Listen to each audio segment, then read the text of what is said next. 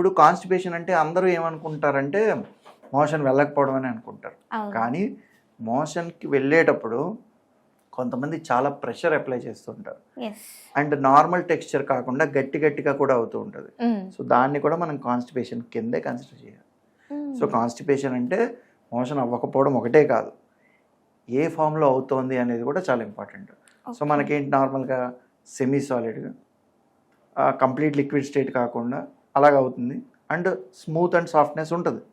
But hard stools అంటే water absorption బాడీలో ఎక్కువైపోయి మనకు బయటకు వచ్చేవి హార్డ్, మీకు ఎలా అంటే ఈ గొర్రె ఉంటుంది కదా, మేక పెంటికల్ అంటారు, అవి కంప్లీట్ ఏంటంటే వితౌట్ వాటర్ చాలా హార్డ్గా ఉంటాయి. అలా కూడా వచ్చినా కూడా దాన్ని కాన్స్టిపేషన్ కింద కన్సిడర్ చేయాలి. అంటే సీరియస్ అయ్యే అవకాశం ఉంటుందా సార్? డెఫినెట్గా అండి. కాన్స్టిపేషన్ మనం క్యూర్ చేసుకోకపోతే మనకి ప్రాబ్లమ్స్ ఫిషర్ అంటే మనం ఏదైతే ఇలా మనం పాస్ చేస్తాం కదా, ఇక్కడ చిన్న కట్ లాగా అయిపోయి బ్లీడింగ్ అవుతుంది ఒకటి. నెక్స్ట్ పైల్స్, నెక్స్ట్ ఫిస్టులా అంటే మనం ఏదైతే స్టూల్ పాస్ చేసే రంధ్రం కాకుండా వేరే చోట ఇన్ఫెక్షన్ స్ప్రెడ్ అయ్యి కన్నం పడి అక్కడి నుంచి పస్ అనేది వస్తుంది.